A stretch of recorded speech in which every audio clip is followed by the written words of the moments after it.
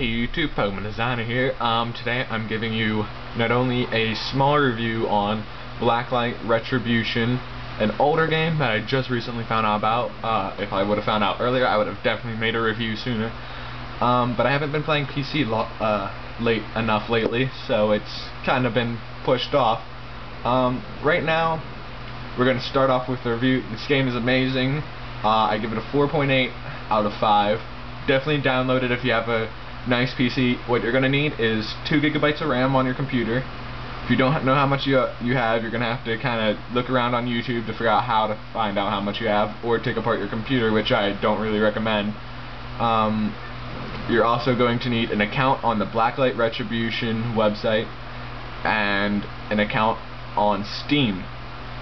As you can see, it's very laggy on my computer. That's because I'm running it with 1 GB of RAM, and I'm not even sure how it's running, even though I have half of what it needs. But from this little bit right here, even if it is laggy, you can see it has some, I don't know if you can see, but definitely I can see that it has some pretty great graphics. But once you're in game, it kind of dims them down, so that way the 1 GB of RAM can actually run the game a little bit. Overall, this game is got some amazing customization. I give the customization definitely a 5 out of 5.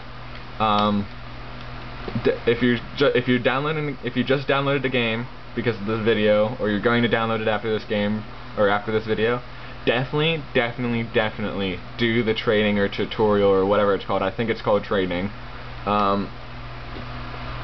Because that'll help you get into the game a little bit faster.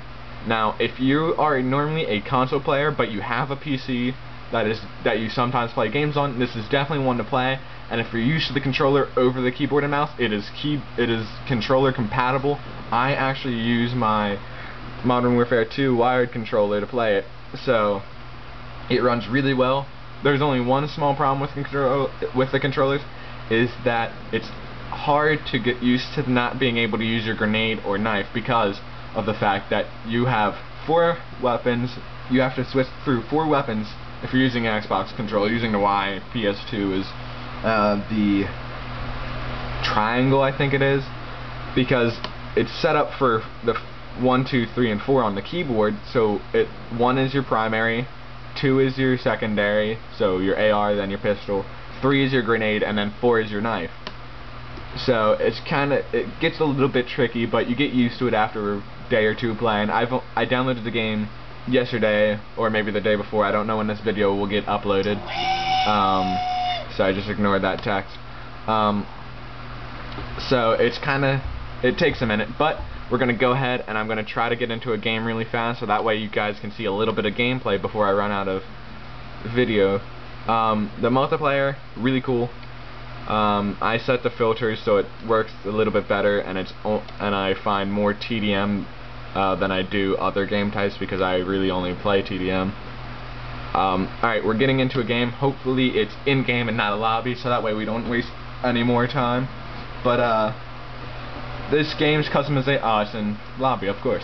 Customization for this game, you got all sorts of weapon customization. It's so much. Here, I'll go in and quick. I'll try to show you quick. You get so much stuff. You can do pre-made weapon setups. You can change your receiver, your muzzle, your barrel, your magazine, your scope, your stock, your weapon tag, which would be this little thing right there, or your camo. Now, that's just some of the customization for the gun. The pistol has pretty much the same thing except for a stock and weapon tag. And your character has a lot of customization. I can't really mess around with customization yet because I'm only level 3 and I don't have too much. I think it's GP or something like that to actually buy stuff for the customization, and it's some of the items are mad expensive in the inventory. But as you can see, the little weapon tag, this one is called the Devil Girl. It was one of the free ones that I found after I was finished with training. It's actually pretty easy to level up once you get a hang of the game and start getting some nice kills. But the second thing I wanted to talk about, other than this game, was the fact that it pretty much showed me the future of both Black Ops 2 and Halo 4. due to the fact that, one, it's a more futuristic version of a modern day FPS because of the fact that it has pretty much modern day guns in it. As you can see, an AR, that looks like the AR-15 almost. A pistol, I don't know what that, it kind of reminds me of a Halo pistol almost. The grenade is a more futuristic one, and then the combat knife kind of reminds me of like Counter-Strike, I think it's called. Or maybe I'm thinking of the, oh no, that's right, Crossfire is the rip-off game. But it's actually a really fun game, and here's where I come into the realization of it reminds me of Halo 4. Not only the armor customization, oh, I can't show you now. The armor customization, as you can see, the armor's pretty Halo-like, but it's also the fact that we have the HRV, which is basically the forerunner vision from the upcoming Halo 4. So you get that Halo type of feel from it. So if you're a Call of Duty fan or a Halo fan, or maybe you're both, or maybe you just play both, you're not really a fan of one or the other, this is definitely a game for you PC gamers. Now, if you're going to send a friend request, please don't send it to anybody except for me, which I don't know if you can see, it's Protocol Zix, Protocol, and then XIX, all one word, capital P, capital X. The second X is not capitalized, of course. Also, you see that there's different loadouts, which that gives you that Call of Duty feel, but also it kind of gives me that feel of what the new Halo, the upcoming Halo 4 will have because of that new custom loadout type of thing.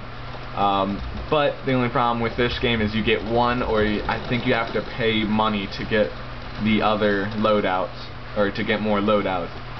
Not to mention, I have no idea what top level is. I don't know much about this game. As I said, I just found out about it yesterday and started playing it yesterday.